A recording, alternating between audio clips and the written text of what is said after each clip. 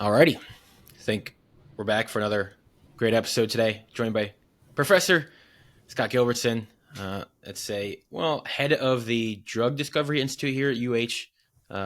Distinguished professor, I believe, right, here at UH.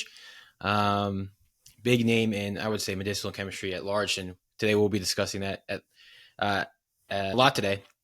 But as we were talking a little bit beforehand, the first thing I wanted to ask you about is, I always see you wearing the Liverpool lanyard. I see the Liverpool scarf in the background. And you, as you pointed out when you joined in this call, I am a Tottenham Hotspur supporter. From my point of view, I assumed you watched the game on Sunday. So did you? And first of all, what are your thoughts on the season from a Liverpool perspective? Because it's been quite underwhelming. What are the issues at the club? What is happening with this implosion of Liverpool this season? I think it was. I think the implosion's over. I mean, it went 4 in a row now. Mm-hmm. They got the benefit of Tottenham getting kind of Spursy at the end of the weekend. They got away with one there. They had a lot of injuries early. They lost some people who were pretty important. We could really dig down in the weeds if you want. I would love to. I love talking football. I think the problem started with when they let Wijnaldum go. The guy showed up every game. He was never hurt. He plays the ball out of the air well. I think that was somebody that they tried to replace him with Thiago, who's a different kind of player. A beautiful player to watch. Can't stay on the pitch. He's out now for the rest of the season. He's going to have hip surgery. So their midfield they've won every first ball in the past. Yeah. Midfield during the course of the season, it wasn't playing very well. Fabinho wasn't playing very well. He seems to be playing better now. Heck, last year he was probably one of the 2 or 3 best holding mids in the world. And this year he's not. He's now playing better, but it took him a long time to come back to form. I don't know if he has had some injury issues. Henderson's getting old. Yeah. And so Jones didn't get enough minutes. They've been playing him now every game. Got a goal the weekend. Actually, seems to be betting in to playing much better. I wasn't really a fan of his. Yeah. But he seems to be. He still holds the ball too much sometimes. Mm-hmm. He used to say that's where the ball went to disappear.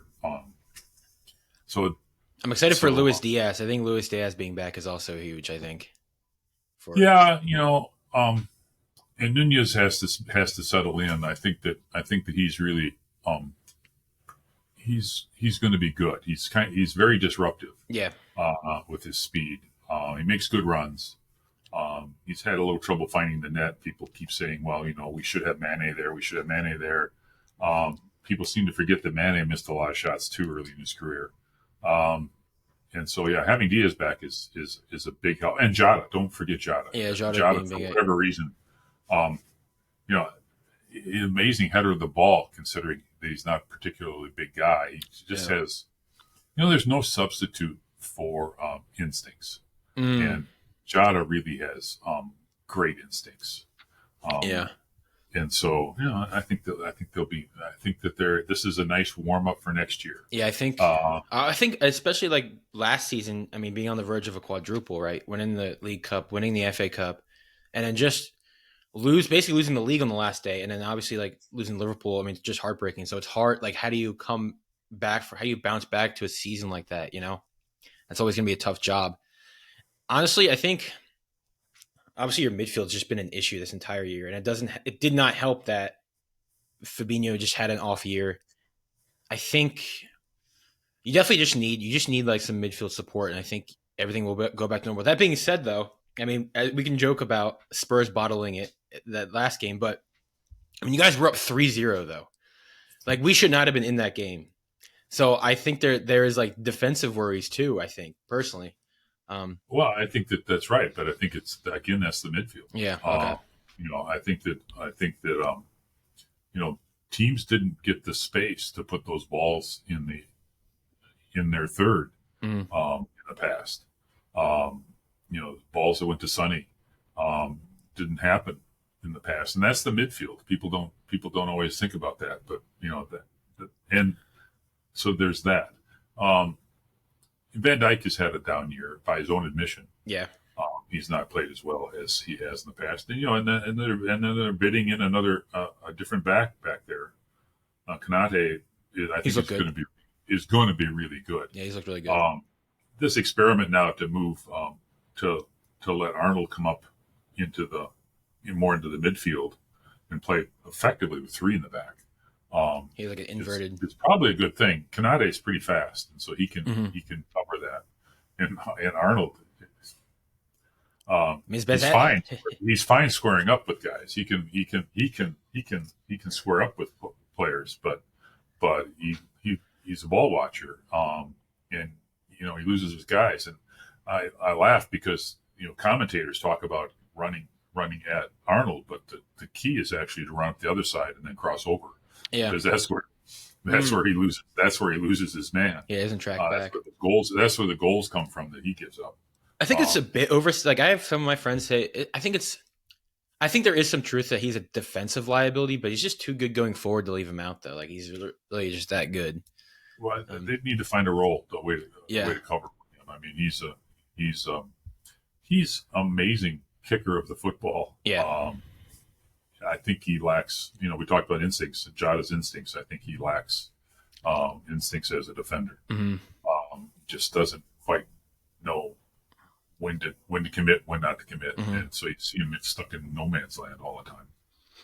What do you think some of the moves for this summer will be for, obviously probably signing a midfielder, but is there anyone that you kind of have in mind that you'd really like to see go to Liverpool? We follow the Premier League pretty well. We follow Liverpool, really well.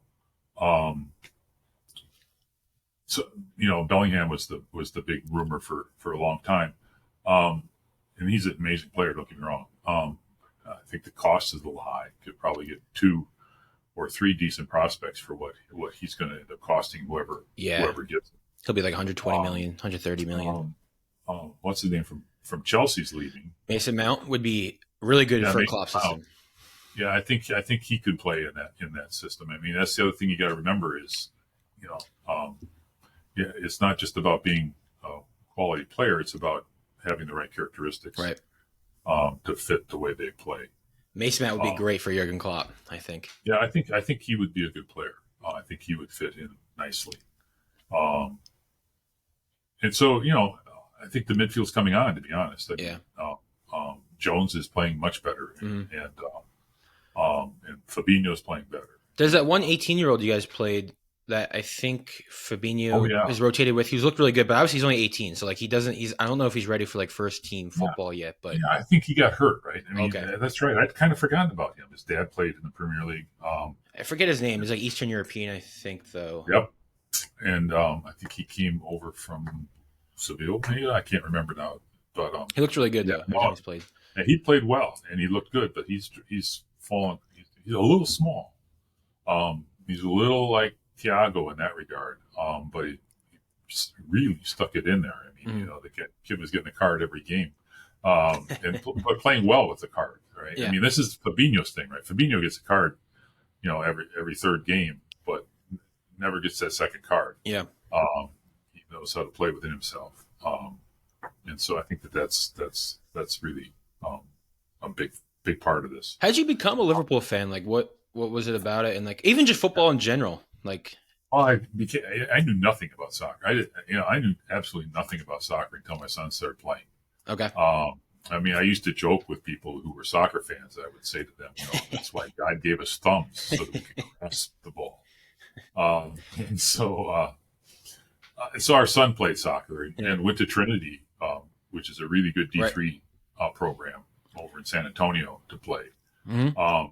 And played for a couple of years, and then really committed to chemistry. And so he's a Beckman scholar over there. And so he's a goalie. And they basically what went on there is the senior keeper got another year of eligibility because of COVID, and so the best case scenario, he was going to probably have a chance to play for 1 year. Mm-hmm. And nobody's going to do that, right? They're going to bring in somebody else so that they have continuity. Right. And so, he saw the writing on the wall, and he kind of decided to commit. He applied for a Beckman Scholar to be a Beckman Scholar and got that. And so it really became he made a very mature choice. Yeah. He dealt with that really well. He dealt with it better than his father did. It's probably harder on me than it was on him. It's probably harder on him than it was on me than it was on him to make that change. But so, how does that lead to being a Liverpool fan? So we were really looking for a team to follow. Okay. And we came upon I don't remember who did I think it was Fox Sports did a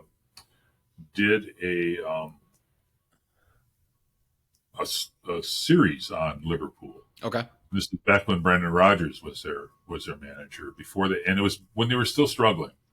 And so we saw that. I saw a lot of similar, so I grew up in Wisconsin, and so I've been a Green Bay Packer fan my whole life. Yep. That's good. And I saw a lot of similarities between Liverpool and Green Bay. They were once great. They fell on hard times. The communities are pretty similar in that they're working class communities. And so it just really kind of clicked. And then it didn't hurt that they had a couple exciting seasons right then. The famous season where they missed the championship on Stevie G's slip at Chelsea. Rip. And so and so they scored a lot of goals. They had some pretty interesting characters on the team, and particularly the name of Suarez. That was it 14, 15, I think. I mean, that might have been the greatest. Probably about right, yeah, or maybe 16. And so then, not long after that, and on top of that, I had a good friend in chemistry who is Welsh and trained in England and then here in the U.S. and then started his career in the U.S. at Delaware and Indiana, and then moved to Liverpool. And so I'd been to Liverpool. I knew the city a little bit. We visited this guy by the name of Andy Evans, since this is a chemistry podcast after all. Hey. He's now at Queen's in Canada. And so I'd been to Liverpool, so there was that as well. And so Andy and I devised, my wife was the person that started the idea at an ACS meeting that Andy and I should take the boys. He's got 2 stepsons. Mm-hmm. Take one of his stepsons and our son over for a game. That's crazy. In Anfield. And then in the end, Andy and his stepson couldn't make it. And so Noah and I went by ourselves. For a week. So we went for a weekend, basically, a long weekend, a couple days. That is super cool. To Anfield. He had appendicitis when we got back, but that's another story for another day. So it was a great experience. And when you buy these tickets to go to these games, you buy them from a broker, and it's a little sketchy. You put your money in, and they tell you to meet a guy. You're going to get your tickets, or they'll be at your hotel. Yeah. And just as we were flying out, I got a text from the company, or an email from the company saying, call us. And I called them, and because of demand, we had been upgraded. So we were actually in the VIP area. So it was pretty fun. That's really cool. Wow. It's a pretty famous game. It's the walkout game. It's the game where the fans walked out in the 71st minute because of ticket prices. And so it was a little bit of a stilted experience. Wow. The banners weren't up like they often are. Yeah. It was in some ways a little bit disappointed. Klopp was out with an appendicitis, so he wasn't on the line that day. Conveniently, but it was still a great experience. And so then the Christmas before COVID, we all went to Europe. That's really cool. Wow. And so we saw the Spurs play. We saw Spurs play Brighton on Boxing Day. Okay. I wanted to see the new Spurs stadium. We could have gone over to Stamford Bridge. We were staying actually near there, in Kensington. But we went. I wanted to see the new Spurs stadium, so we went saw Spurs play on Boxing Day, and then we went up to Liverpool and saw Liverpool play Wolves. That is so cool. On a pretty exciting game. It was a VAR game. Liverpool had a goal disallowed because they claim of handball, which was not a handball, and VAR called I got that straight. And then right after that, the Wolves scored, but that was viewed. They were deemed offside by VAR. So it was and I know that what. was a that was a so and that was the whole family. And so my wife is she's a rabid Liverpool fan. That's super It's cool. hard to watch games with her. To be honest, but she gets so into it. Well, I think it's super interesting that you became a football fan, like really kind of, I would say, like late in your career, just in general, right? I think it's like super fascinating to become a sports fan like that. But that sounds like the very average how you become a fan. Like you go to the stadiums. I mean, Anfield is like unreal. Apparently, I've never been to England, so I don't know. But that's all I've heard. Like it's just an unreal crowd and atmosphere. Yeah, I think there are probably 3 or 4 places that if you're a soccer or football fan, let's call it football. If I you're a say football football. fan, I say football. football fan, Even here in soccer, Texas, I say football. I probably better say soccer. That you need to go to. I think Anfield is certainly one of them. I think that Barca is another one. There's another place that you need to go. Have you been to Barcelona then too? No, Okay. I've not. We actually, I think the place we would like to go next would probably be Munich to see Bayern play. I have to say that There. Dortmund is supposed to be an amazing experience as well. Yeah. I got my Royce so- jersey in here. I have my Royce jersey in the closet. And so so interestingly, I had seen Dortmund play a little bit in the Champions League Mm-hmm. when Klopp was their manager. And so I remember when they signed Klopp, I talked to this friend of mine, Andy Evans. I talked to Andy and I said, I don't know if they'll win with Klopp, but they're going to be fun to watch. Yep. And then it turns out both things proved to be true. That's what we're missing at Spurs right now. Honestly, like I think most football fans, like obviously you want to win silverware, but at the end of the day, you just want to watch appealing football. I think that's like the bare minimum, Yeah, you want to see. I think you want to see fun, exciting game. I mean, Right. I think that Jose wins, but his football is pretty boring. It's just I dreadful. just saw today they're talking about Alonso coming over to being the Tottenham manager. Javi Alonso From Leverkusen. just caught that I just caught that this morning. And so he's a Liverpool guy, and so and he's done well over there. Yeah. Yeah, and so They were in relegation for a while, but he's still kind of unproven though. Like honestly, I want Julian Nagelsmann. I want him or Thomas Frank. Those are the two managers that I want to come in. I worry about him in that I think they need somebody established. I think that Levy needs to go. Well, that is true too.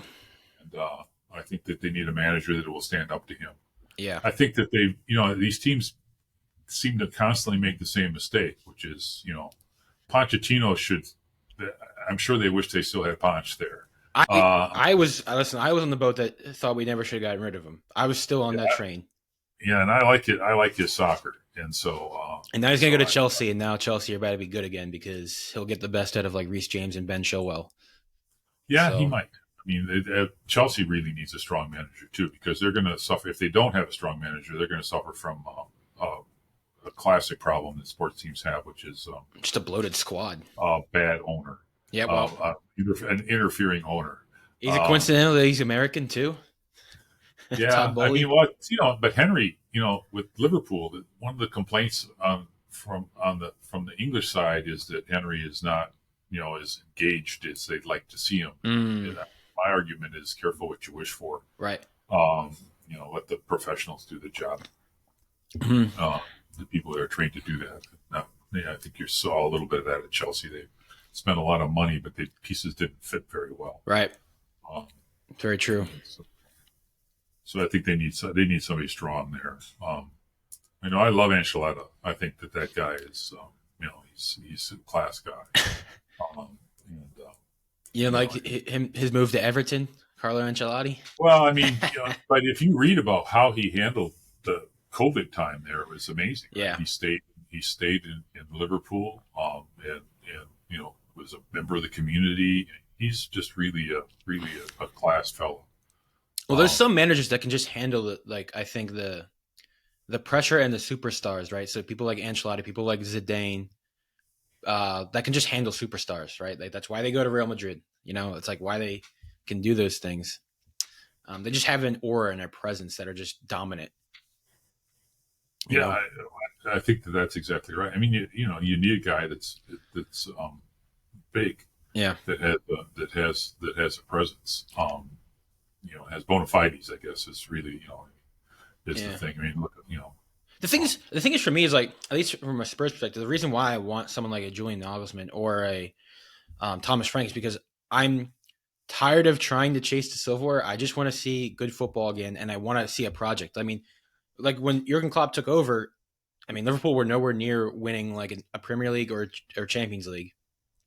They could have, they had this squad to maybe go through deep in an FA Cup, but they weren't ready for that. So, but it's just super cool to see the turnover of the squad. And, now he's 7 years in and, Champions League, Premier League, a couple League Cups and an FA Cup. I mean, like that's what I want, right? And that's what every like football club wants, Yeah, I think that I mean, there were the bones of a good club were there when he got there. I mean, they had just missed the championship by Stevie G's slip. Yep. And so, but no, he certainly has been good.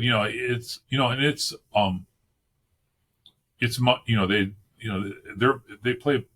It's Moneyball, right? They really rely on statistics and just like the way Henry built the right players built the Red Sox World Series championships, right? They don't pay so much attention to the name. They're committed to players that they're bringing players on the upside, and so that's pretty fun too. Yeah. And you haven't seen that at Tottenham yet for a while. No, it's not. They have. When was the last time they developed a player? At Tottenham. I mean, you could say Harry Kane, really, but that's really that's like, all right, exactly. And now he's gonna, he might be gone. Yeah, and I guess probably it's just crazy. But look for his perspective. I mean, if he wants to win a trophy and get the top Premier League goal ship, I think Man United would be a great destination for him. And I wouldn't hold anything against him, honestly. That's one of the things that's interesting about soccer is the managers really make a difference. Man U was lost. Until they got the right guy in charge there. Would love Ten Hag. They can really take the same players and they become different. They become very different players. Yeah. Another thing I wanted to ask you about is because you mentioned you grew up in a small town in Wisconsin. You're also a Green Bay Packers fan. How you feeling about the Packers this year? Aaron Rodgers just left. How we look and how we feeling for this upcoming season? I'm kind of glad that's over. I've grown tired. I've grown really tired of that show. I grew a little weary of him. I think that the previous general manager of the Packers was a guy named Ted Thompson, and his philosophy was it's better to let somebody go a year early than a year late. And so I think that it was time for him to move on. Right. I have no idea if Love is the next guy. Yeah. He's thrown 85 passes in real football. Real football. So, well, I mean, not preseason. And so it's really hard to tell what he's going to do. Right. I think the people in place there that are running the operation are good, and so in the end, that's what determines. Because I watched for 20 years when they weren't good, when the people running the operation didn't and they didn't really know what they're doing. And so I'm just old enough to remember the Packers when they were really good. Okay. Although I didn't appreciate it in the 60s. And then we had this, decades of just malaise. And so I think Aaron Rodgers is an interesting case because he all right, he has one Super Bowl in 2010, and then he has 4 MVPs, but the team success of the Packers has not been. I mean, I don't even think you guys have been to an NFC Championship game. But then the flip side of that is he's probably going to be a first ballot Hall of Famer. So it's kind of interesting. I think. Yeah, he's put up some big numbers. I think that's true. I think that football is a complicated game, and so you rely on a lot of other parts. Yeah. And so I don't know that he's to blame for that. Although he hasn't performed well lately in big games, Right. so Playoffs. so special, and so that 10-3 loss. Fargo only won one as well. I was gonna say that 10-3 loss against the Niners in the playoffs. I think it was 2 years ago. Like that was just. I mean. Yeah, but that was Katie bar the door. I mean, that was the offense didn't have it. They didn't have a prayer that game. He didn't have a chance he didn't have a chance to get set. So I'm not a defender of his by any stretch. I find him to be kind of tiresome. In his performance, I mean, I've seen he has this rep for bringing for making exciting ending plays, and it seems like that's basically based on that long throw against the Lions. Because I've seen a lot of fumbles from him at the end of games too, where he gets strip sacked and he tries to hangs on the ball too long. Yeah. So there were a lot of games that ended like that with Aaron Rodgers as well. So I don't know, but I'm kind of glad that it's all over. Circus has moved on. Last thing is, in fact, somebody was just commenting. A friend of mine was just commenting. He's as excited about what's going on there now as he's ever been. Yeah, there's going to be change. It's a exciting time. In November, it might have a different attitude. Yeah, right well, that's all we could do, really. One last thing I wanted to ask you about is surely you've been to like Lambeau then a few home games then, right? Yeah, but a long time ago. Okay. My college roommate, they had season tickets. Mm-hmm. And so it was back before the bowl was topped out with all those suites. And so it was about 56,000 back in those days. One of the things that some people don't realize is that when you go to Lambeau and you're sitting in the stadium, you're sitting on an aluminum bench, right? I mean, it's not stadium seating. In like December and January. It's like the good old days. And so you're sitting on a cold, hard aluminum bench. Mm-hmm. And so it's a hardy group. It's the camaraderie. They go to those games. We're gonna suffer together. Yeah, no, I think there's something to be said for that. And well, be careful here, but I was talking to my roommate, my old college roommate at Christmas, and he was telling a story about how when his dad died, his aunt was already angling for the season tickets. Oh. And needless to say, she didn't get him. And he's a huge fan. His son's name is Brett. Oh, wow. So yeah, I was there. I've been to those games with him a couple times. I've been to games before that with other friends, and then I've been to a couple preseason games. So not a lot, probably 4 or 5. Still just a cool atmosphere, though. NFL, yeah, it is a cool atmosphere. Been a lot of college games too, and I think the college environment is still probably more exciting than the pro environment. The fans are a little more into it in a different way. Yeah, certainly for like football, there's definitely an argument to be made. Sure. And so it's kind of, and it's certainly true. I see you got a Dallas Mavericks shirt on, and it's certainly true for college basketball.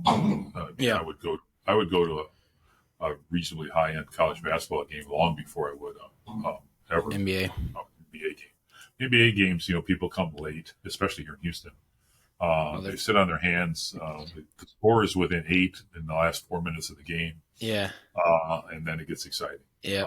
Where the college game is shorter, and so it's more meaningful at the beginning of the game, and then there's just a lot of fun. We have season tickets for the Cougs, and that was we live on campus, so that was a delight. It was a really fun year, and my wife is an insane fan for them as well. Hey. Maybe there's a trend there, but anyway. Yeah, I'm gonna circle back to that in a little bit. But I did bring you on here to talk some chemistry, though. So yeah, I think we probably ought to do something. Although honestly, I mean, I could I mean, I could talk football like for all day though, so just keep that in mind too. If I ever see you on campus, talk Yeah, some sure. football. But yeah, so you grew up in small town Wisconsin, went to undergrad UV or UW LaCrosse. Is that how you pronounce it? Yeah, lacrosse. Um, I guess kind of where were your initial interests in chemistry? So like, was it high school, or did you kind of declare a major at undergrad, or what was kind of those initial interests for you? It really started in high school. I Mm, had a chemistry teacher who was really excellent. Um, and so I went to college to be a chemistry major. I lost my way for a little bit in that fair enough. for a while I thought maybe I was going to be a pharmacist, and um, in talking to an, in talking to my optometrist, in a small town, everybody knows everybody. In talking to my optometrist, he said, "Your mother says you want to be a pharmacist," and I said, "Yeah." And he said, "Well, why do you want to do that?" I said, "Well, I like science. I like." He said, "Pharmacist. All a pharmacist does is count to 40 and sell dirty magazines." And that A was back in the days when you could buy a Penthouse or a Playboy in the drugstore. It was about the only place you could get that kind of thing. little bit And opioids too. so that's all. And so then I spent a day with a pharmacist once and decided that really wasn't what I wanted to do. Sure. Um, and not to denigrate that occupation, because there are some very interesting jobs Yeah, in pharmacy, of course. particularly if you're a hospital pharmacist. Um, um, but so then I switched back to chemistry, and so I, and so Great journey. so then I thought the thought was that I was going to go to graduate school. And Sure. Was that like an and easy decision then? Because like, I well, mean, graduate school was an easy decision.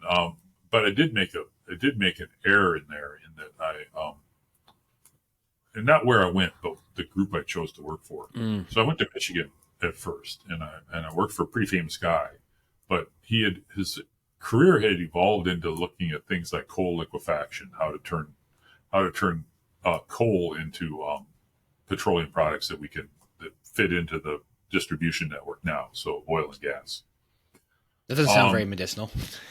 no, and so I got to see a bunch of beautiful seminars and watch a lot of beautiful chemistry that I was never ever going to be able to do uh, with that. And so I left there with a master's and went to the University of Chicago, Okay. and worked for a guy by the name of Bill Wolf, who was a young guy just starting out. Ironically, from the University of Wisconsin Eau Claire, which is just up the road from LaCrosse. Okay. So kind of the same system. And then he got his Ph.D. at Iowa State, and then postdoc with Marty Semlak at Princeton. Okay. And Bill was doing stoichiometric metals towards organic synthesis, and that was kind of a hot area for a time, doing Fischer carbene complexes and doing multi-component coupling, or not couplings, but cyclizations. Sure. The Dutz reaction is probably the most well-known. And those molecules are pretty interesting in that Yeah. they act like super. Well, they do organometallic chemistry. They insert CO. They cycloisomerize, but they also act like super esters. Right, that carbene-carbon is very electron deficient, hmm and so they do Diels. If you put an alkene on there, they do Diels-Alder reactions like a shot. Okay. Of course, the world has evolved past stoichiometric chromium chemistry, just because you got to get rid of it somehow. And so that's what I did with Bill. And then after, so then I needed to do a postdoc, and I was married to somebody other than the person I'm married to now. And they were in a graduate program in Chicago. And so I kind of wanted to stay in the Chicago area, and there weren't a lot of options at Northwestern back in those days. Sure. Tony Barrett was there, but that was really about it. And so I decided to stay at Chicago and postdoc with this guy by the name of David Lynn, who now is at Emory. And David does, especially back in those days, he was doing plant physiology, Okay. looking at how parasitic plants attach to their hosts, the mechanism. That's the project one of the projects I was on with David. And we also looked at some biosynthesis of polyene macrolide molecules, principally one from fairy rings, these large fungal mats that form, Okay. and a molecule called fairy fungin. And so, It's fun. Very fun. and so then it came time to look for a job. And so, when I went to graduate school, I thought I was probably going to work in industry, but then I had developed ideas of my own. Yeah. And so I decided to pursue an academic career, and applied to a bunch of places, and probably hurt my chances by staying in Chicago for a postdoc, by not going off and doing something different. I would think that if I were reviewing my package, I would see that as I tried to do something as different as possible. Right. And that's really partly why I chose David's group. And I had an NIH postdoctoral fellowship with David. And so then I went to look for, did the standard thing. I applied, everywhere possible, and we got a decent number of interviews and got a decent number of job offers, and was able to sort of settle in at WashU in St. Louis, and it was one of the places I really wanted to be after visiting. Yeah. And it worked out. I only hear great things about Washington University. It worked out well in that they were very good about communicating where they were in their search and what they were doing. Sure. And so I was able to wait out their decision. They were actually searching in two areas, and they had decided that organic was the second most important area for them to hire that year, and so they made an offer to someone in the inorganic area first. And so by keeping me in the loop as opposed to being quiet about what was going on, I was able to figure out that they were probably going to get to me. Yeah. Because I knew where the other guy had offers, and figured he was probably going to go to one of those. And so that worked well. And I spent 13 years there, and marched through the ranks. Made it to full professor there. What were you? Do you real quick? As a professor there, were you working on kind of the same stuff as you do now, or how has the work developed? Okay. No, not really much at all. So we were doing well. So it's still it was still possible to do stoichiometric metal chemistry and get it funded, and so I was doing. We did some iron acyl complexes, safer type complexes, di-iron acyls, where the acyl bridges over the second iron, activates it, and so we did some cycloisomerizations. Those molecules are chiral. Okay. Not at an atom, but the molecule is chiral. Sure. Did some really pretty. That was really my first funded work, and my first JAX paper was there, doing that. And then I had this crazy idea to do to use peptide secondary structure to control selectivity of catalysts, and so we developed a series of amino acids that contained, ultimately contained phosphines. You have to protect the phosphine, and we protected it as a phosphine sulfide. Then you could do peptide synthesis on a synthesizer. Like peptide coupling, or okay. Just making amides. And so the idea there was to use secondary structure to control the selectivity of the catalysts. Okay. At about that same time, parallel synthesis and CombiChem became popular. Mm-hmm. And so then ideally set up to start making libraries of ligands. Okay. And so using a system developed by Chiron, company in Australia back in those days, Mimetopes. I think Fisher owns them now. They've been bought about 4 times. Thermal had them, and then Thermal got bought by Fisher. But we can make peptides on pins, and so we can make 196 ligands at one time. Oh, man. And then test them all, test them not all at the same time, but test them in parallel. Okay. And so I will say that the best ligand we ever made came out of that work, but not by parallel synthesis, but was by taking one of the amino acids and turning it into something else. Okay. By taking a proline and making a phosphine oxazolidinone. And that ligand does Heck chemistry as well as asymmetric Heck chemistry as well as the other ligands that are known. That got me thinking about biomolecules more. And I was at WashU, a place that's arguably a top 5 medical school, and so I started to get interested in doing those kinds of things. Mm-hmm. People would come to me and talk to me about making some molecules or doing some collaborative things with them. Partly because we were doing thinking about CombiChem.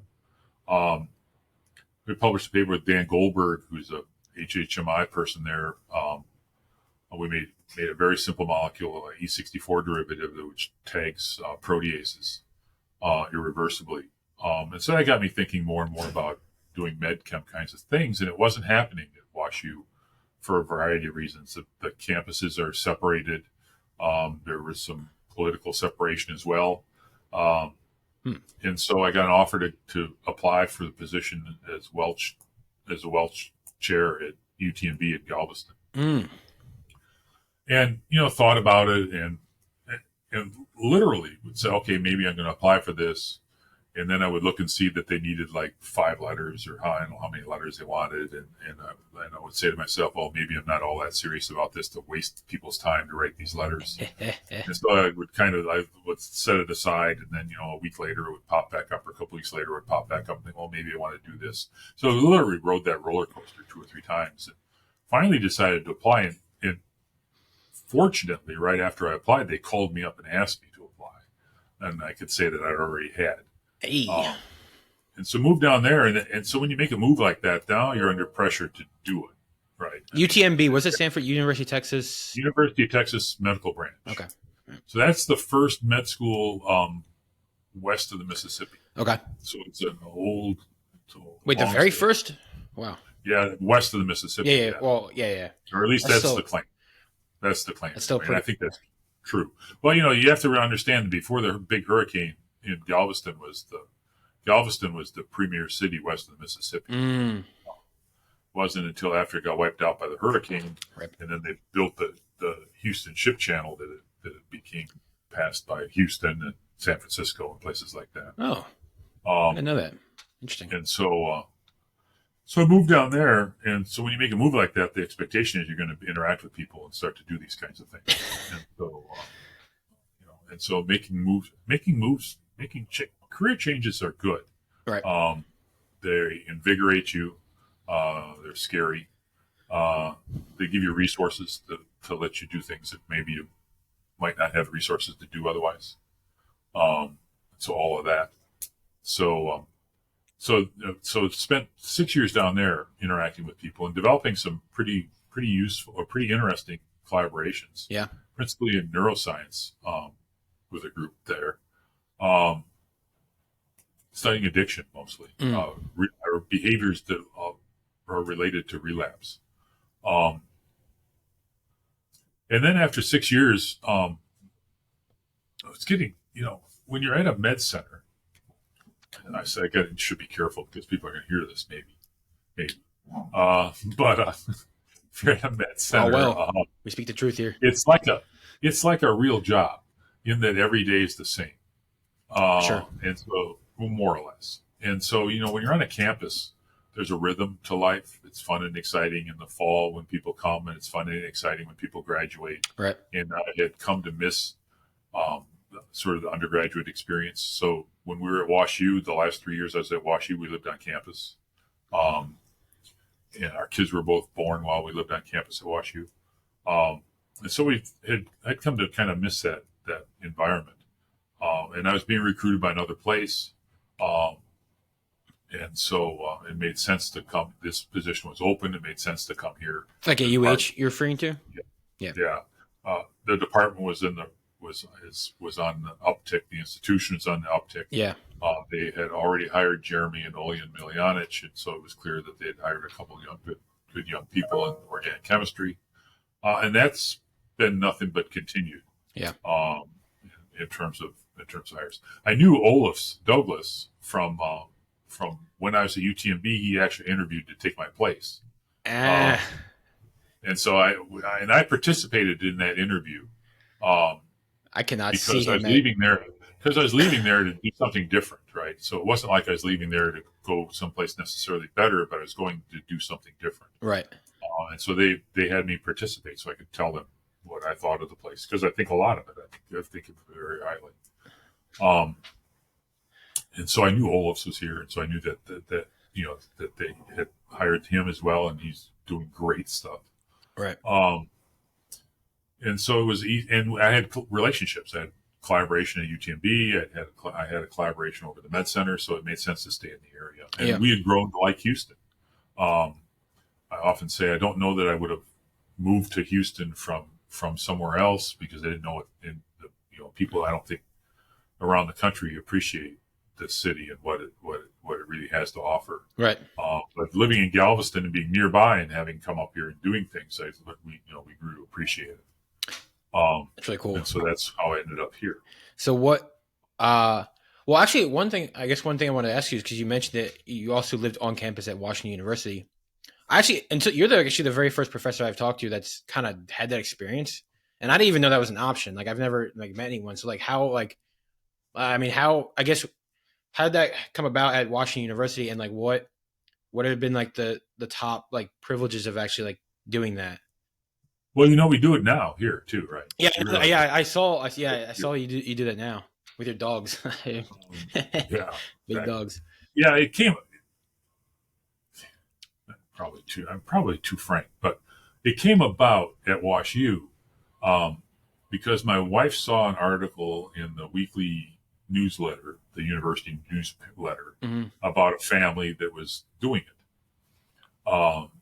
They had moved on to campus, and so she contacted me and asked. She called me up and said, or I don't know if she called me up. I probably went down there for lunch. She works she ran the labs back in those days, and so she asked me if I thought I might be interested in doing something like that, and I said, yeah, sure, as long as you do all the nonsense, all the personal, all the interpersonal interactions, and she's really good at that, and I enjoy that too. I don't mean to make it sound like I don't, because I do, but and so that was really our first exchange, and so we contacted Residential Life, and they didn't have an opening, but they did have an apartment, and to have two science people come over and do that was pretty exciting for them, and so they actually put us in there without having planned to do it. Cool. And that's the side of when we get back there, that's the side of campus I'm the most nostalgic for. I still see my chemistry friends, right? But the Res Life people we don't see so much. A couple of them I still see. One of them is the dean of students there now. The guy that ran our college, our dorm, is now actually risen through the ranks, and he's the dean of students. Ironically, his daughter just about to start at Wisconsin next year. Small world. Crazy. But yeah, well, he was a WashU undergrad and then went to graduate school in Wisconsin. But so we had that in common as well, and so we still communicate with Rob and Angie a little bit. So it was really rewarding to live around, and for the same reasons that we came back to this kind of environment here. I mean, we just really enjoy being around college age people. Right. It's fun and exciting, and it's really striking. The differences and similarities between a place like WashU and a place like U of H. Okay. I mean, WashU, especially in those days, WashU was a pretty homogeneous environment. The two most represented states at WashU were Illinois and Missouri, but the second was New Jersey. Great state. And then Maryland, I think, was the next one. But pretty homogeneous environment. Is a lot of white people. Most of the students were the same. Sure. And then to come here and now to live in and work in an environment that's very diverse. Yeah. Is really pretty cool. It's fun. I'm still learning about people even at my age. And so that's pretty neat. And we love it. Yeah. But, really. It's probably really, also like super convenient living on campus. Like. Well, I mean, there's that.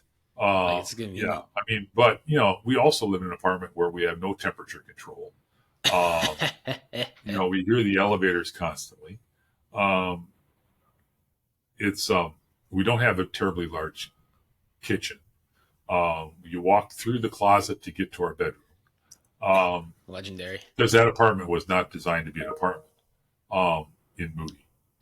But the rewarding aspects far outweigh the pretty minor inconveniences when you get right down to it. Yeah.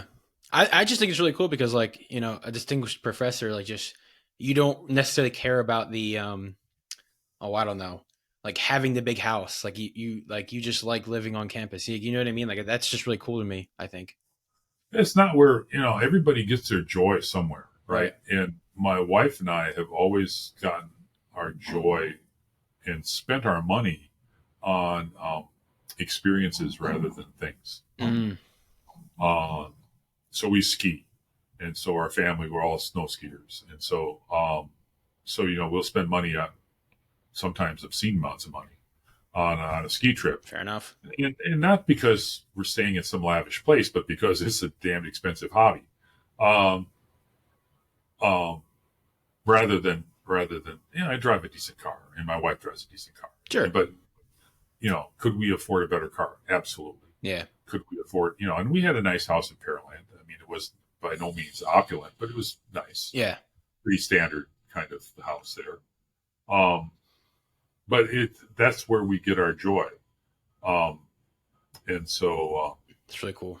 that's kind of how we view things. And so it's the, that's what we value. Yeah. So here, so here, so here at UH, what is what is the Gilbertson Lab kind of generally interested in doing nowadays? Like where kind of the group projects at now? Yeah, we're changing things a little bit. Collaboration with the neuroscience people has certainly waned. Mm-hmm. Their interests have changed into looking at pathways and doing things like using viral vectors to turn on pathways in the brain, and so that's not what I do. Right. So we've got a number of collaborations with three in the area of cancer where we're making molecules with people. Mm. One of the things that's important to me is that when we take on a project with somebody that I can understand enough biology that I can contribute to that side of the project, as opposed to just making molecules mindlessly. Not that there's anything wrong with mindlessly making molecules, because obviously we get some joy from that, but can also be involved in the biology, and thinking about the biology of the systems. And so there's those. We had a molecule that was optioned by a company. I think that option is now expired. We're not sure what they were doing with that, actually, whether they're just trying this idea of optioning a molecule, have your science to a company is a double-edged sword. I mean, it can tie you up. It can be the stepping stone to something pretty cool too, but it can also just get in the way of doing things. So do whether they're startup companies or like pharmaceutical companies, or like, let's say, well, maybe not pharmaceuticals, but like let's say there's a molecule, let's say that, I don't know, from somewhere, maybe like one of the medical centers, they found a hit on like a possible drug to do this sort of inhibit this function. Is it then, do you get approached by those kind of people and say, hey, look, can we like make derivatives of this? Is that kind of a general thing you guys do? Or yeah. In a word, yes. One of the things. So I'm involved. Well, you said I was the director of the drug discovery. I'm not actually. I'm just one of the leadership. Okay. Director right now is actually Richard Wilson, rather. Sorry. Good thing I got corrected. But I'm also involved in the Gulf Coast Consortium, which in the early days was called for chemical genomics, and then has evolved into the DDDI, Drug Discovery and Development Institute. And so that gives me a lot of exposure over there. So people find us to do to ask us to help them do things. And so one of the things that I constantly preach to people that people don't understand is that if you get a hit from a library, you don't know anything until you validated that hit. And the only way to really validate a hit is to independently synthesize it. You can buy it from another source, but it probably came from the same original source. Right. A lab in the Ukraine or a lab in Russia, where they sold it to 3 or 4 different companies.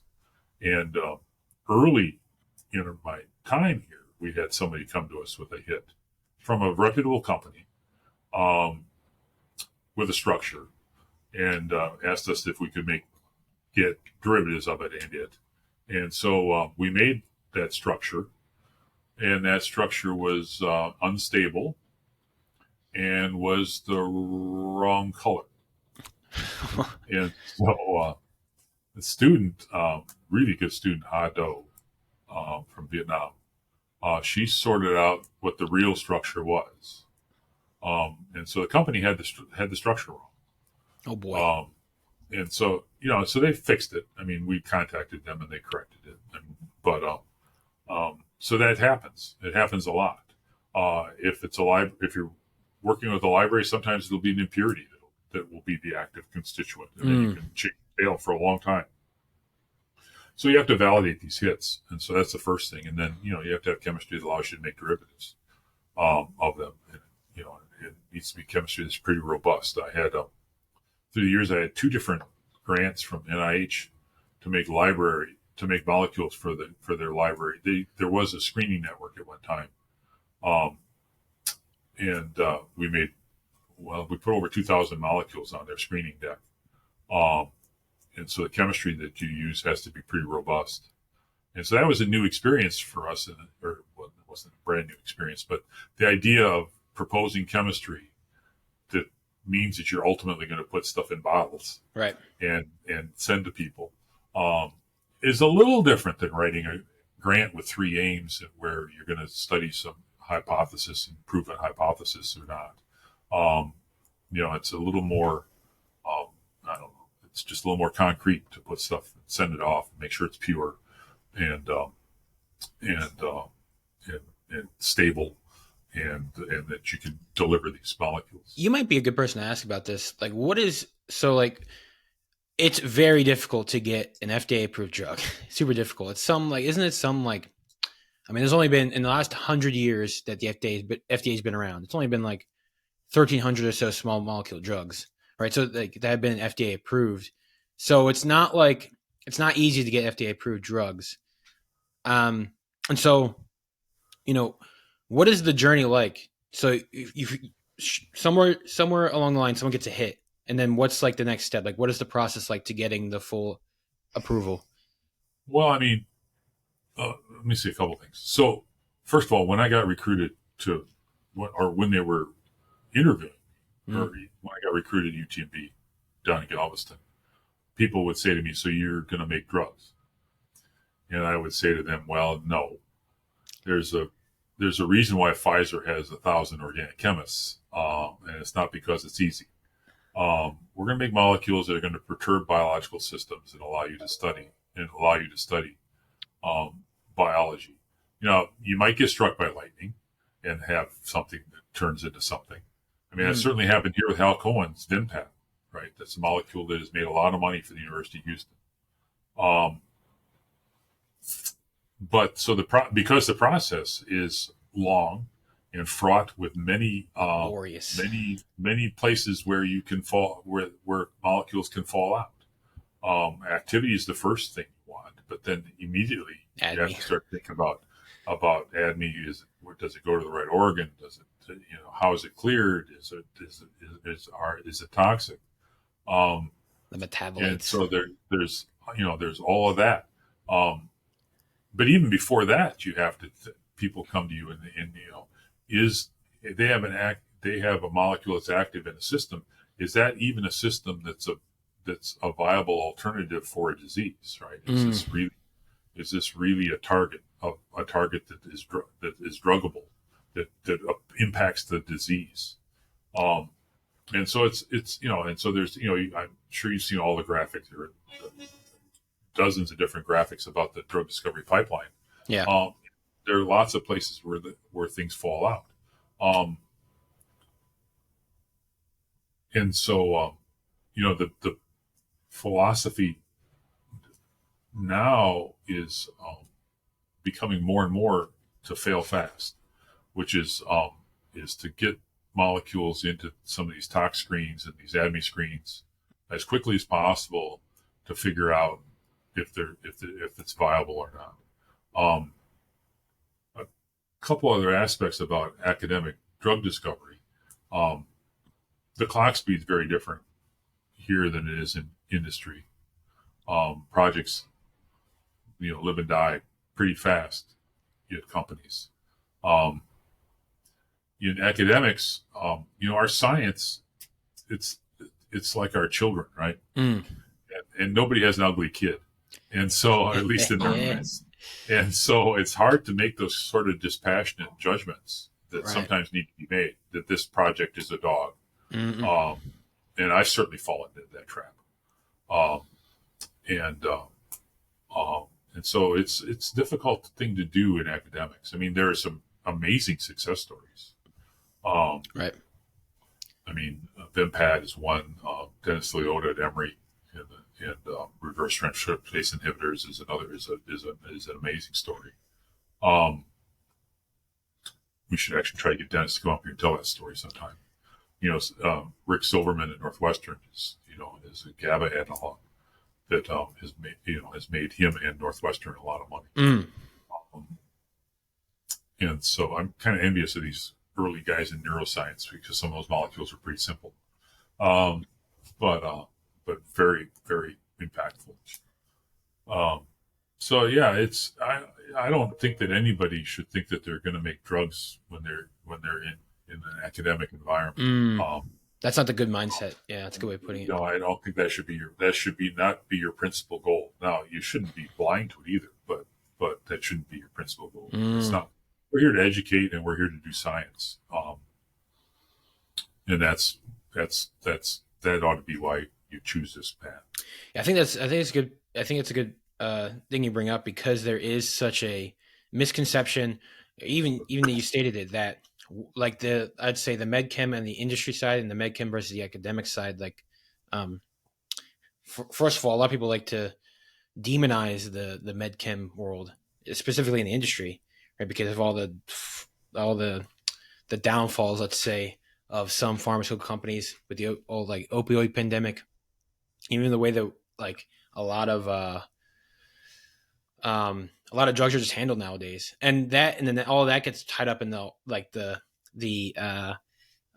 insurance side of it. But it's like we have to like separate all these things out. Like it's not that simple. So yeah, I don't think anybody developed oxycodone with the idea of hooking the state of West Virginia on opioids. Yeah. Not to pick on West Virginia, but yeah, the history is full of inventions that have been misused, mm-hmm. And that's just another one. Yeah. Yeah, I think I definitely want to bring it back to just showing. We want to bring it back to a more fundamental level, right? And especially on the academia side, like at the academic level, we're simply interested in understanding the biologics of many of these molecules and their roles in many of the biological systems. And that does not necessarily mean that one day this will be a drug, but purely just fundamentally science side, like, oh, like wonder what happens when this goes here. Like it's more fundamental than that, especially on the academic side. Yeah, I think that's right. I mean, I think that in I gotta be careful here. In some ways, some aspects of the funding agencies have gotten a little too applied in that regime. NIH is getting more and more, and it's because of pressure from Congress. But it's gotten more and more interested in delivering molecules to somebody to turn into a product versus delivering good fundamental science that ultimately leads to that maybe somebody else takes forward into turning it into something. And so no, I think that's right. I think you need to be pure. Pure is the right word, but you need to have a legitimate scientific interest in what you're doing, and then maybe it will lead to something, maybe not. Right. Yeah, I think the question: find your joy. I mean, find really where you like what you like. It's just unfortunate, especially like nowadays, that a lot of the funding is wrapped up in the pharmaceutical industry. So it's always like, at least from my perspective, like you obviously can speak on this more, but it seems like, yeah, I mean, unless you're there's so much of the funding is wrapped in the pharmaceutical industry. So like if you're not, you got to be shooting for making like pharmaceutical drugs. At least that's like the framing. And then, but like we had mentioned though, that those discoveries are on the basis of just like, let's call it the like pure chemistry, pure interesting side. But like you had a question, you wanted to answer it. You know what I mean? Like you weren't shooting for the stars in some sense. You know what I mean? And that works for a lot of discoveries, especially in the chemistry world. Yeah, I mean, well, pharma now is well. First of all, pharmaceutical industry, it's a company, right? I own stock in pharmaceutical companies, right. and I want those companies to make money, sure. right? Even more importantly, I want their stock to go up in value. But usually there's a correlation. But their motives are to take care of their shareholders and to make money, right? And that shouldn't be lost. Pharma right now is the big challenge for pharma, or not big challenge, but one of the things that they're very interested in is they're looking for new targets, new ways to attack diseases that are that have not been solved yet, and so and so where academics plays a role is in finding those targets and validating that they're real targets for various diseases. I mean, I think that's the fundamental science. Obviously, as a chemist, I'm still interested in trying to make bonds in a new way. I still get joy out of that. We still have projects we still are doing some catalysis that are fundamental of cycloisomerization chemistry. We're still interested in that. We've done some total synthesis of a molecule that came to us really out of a collaboration or out of a potential collaboration. It was so slow delivering it; it never really, never really got in the hands of the guy who started the project in my mind. But that happens. Which goes sometimes. 3 students and 8 years later, we made this natural product. Pretty nice synthesis, but and so that's the other thing that people don't always understand is that chemistry's hard. Before I talked to you today, I was on a Zoom call with a collaborator, and I have to constantly remind him that yes, there's a procedure for this, but no, all of those steps might not work quite as written. And so that takes a little bit of that, and then there's always a little bit of a disconnect. We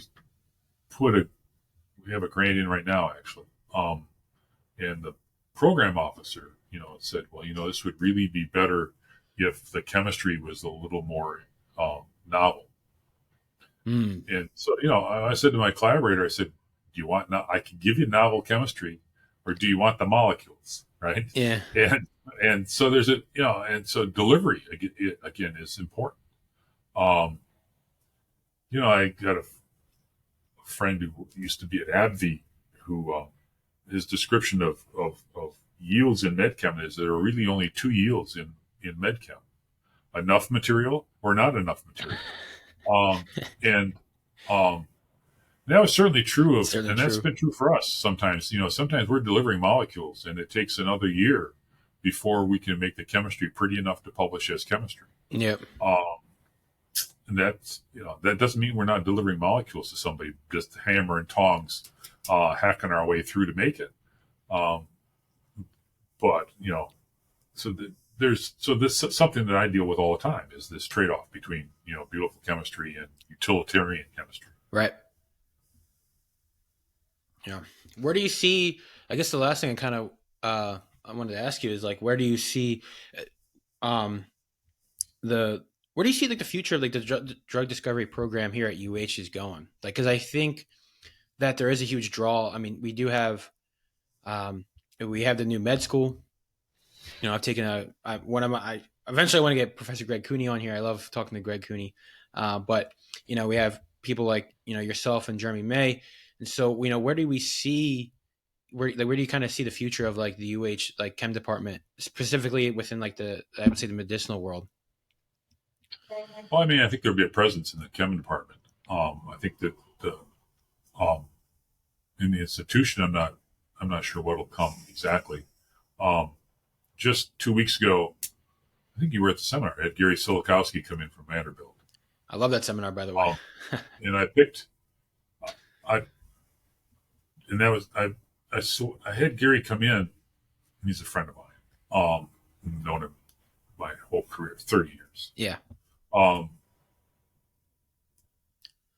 I had Gary come in because the program at Vanderbilt is really special. Yeah.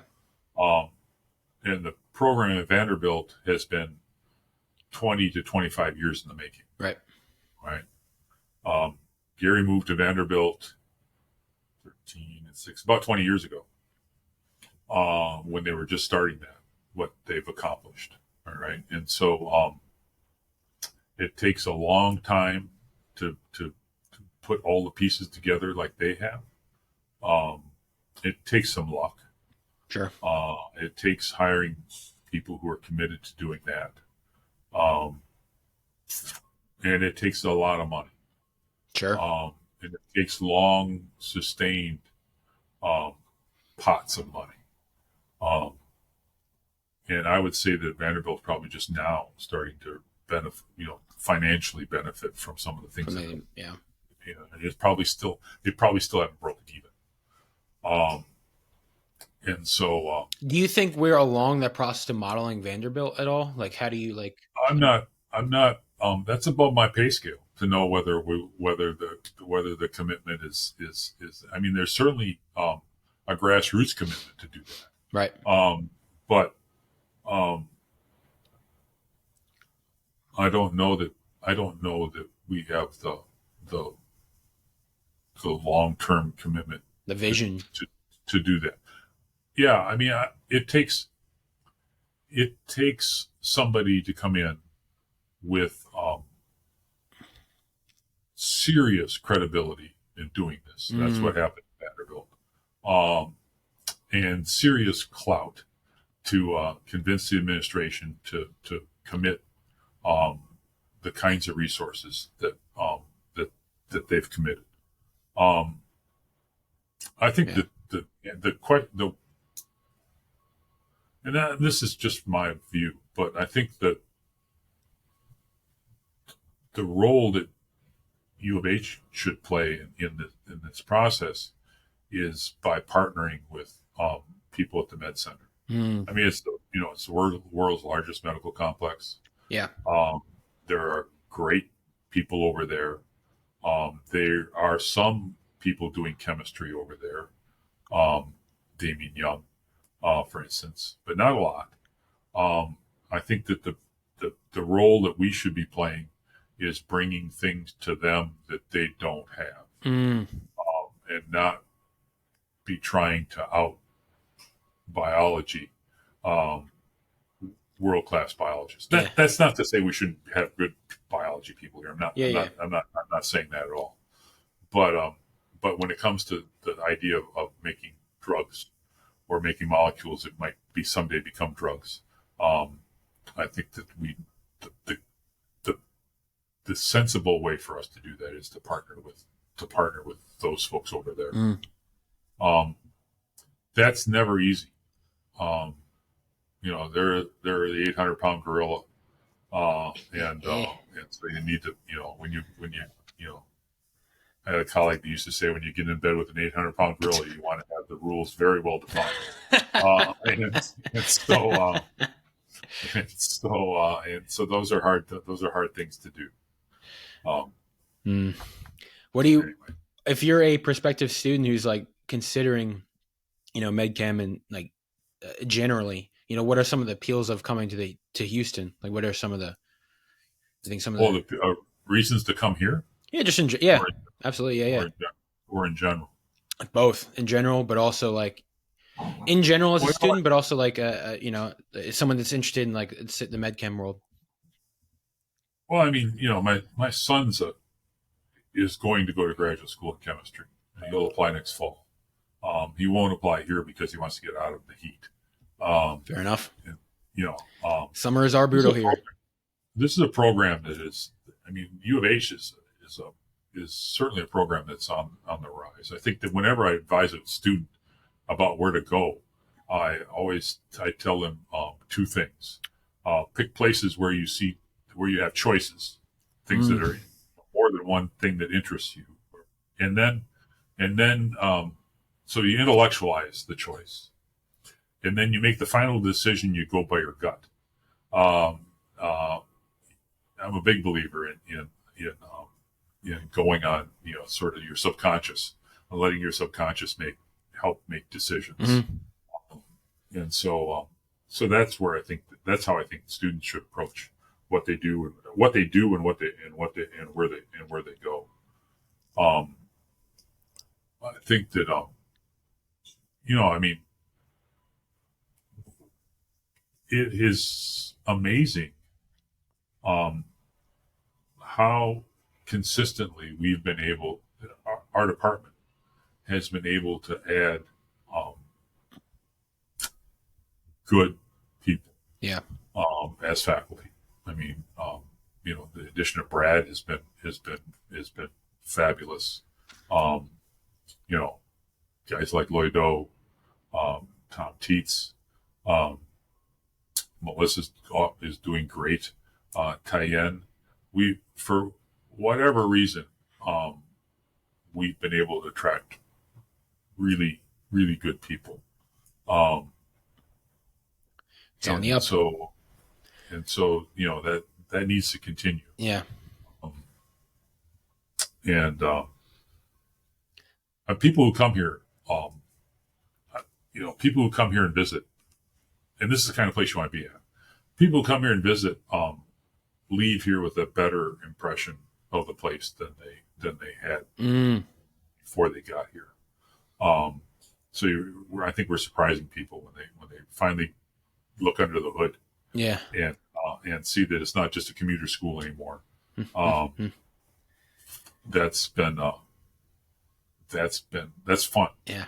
And that was happening when I was at WashU too. People were, it was a department that had fallen down a little bit. It wasn't probably as good as the university as a whole. And so that was happening there as well. So I've seen that a couple of times now, and that's pretty cool. And that's certainly true here. When I think visitors always leave with a far better impression. Yeah. Than when they first thought about coming, or when they first got the invite. Sure. Yeah, it's definitely an exciting place to be. Well, Professor Gilbertson, I want to thank you so much for your time and consideration for hopping on today. And well, it's fun. I mean, a couple things I got to say. One is you never walk alone. Come on, you Spurs. Thanks. That's right. Yeah, go Reds. And thanks for the chance to talk. It was fun. Yeah, I'm excited to see what comes out next few years from your group, and also just I'm here for another 3 years, so I'm really excited to see more faculty that come into Houston, but also just how it grows over the next 3 years and beyond that. I'm excited for. Well, it's fun. It's fun to see people cycle through and see where they end up. Right. That's another place that most of us get our joy from. Yeah. Too, is watching people prosper. Yeah. Alrighty, everyone. Thank you for another episode, and I guess I'll see you next time. Thanks.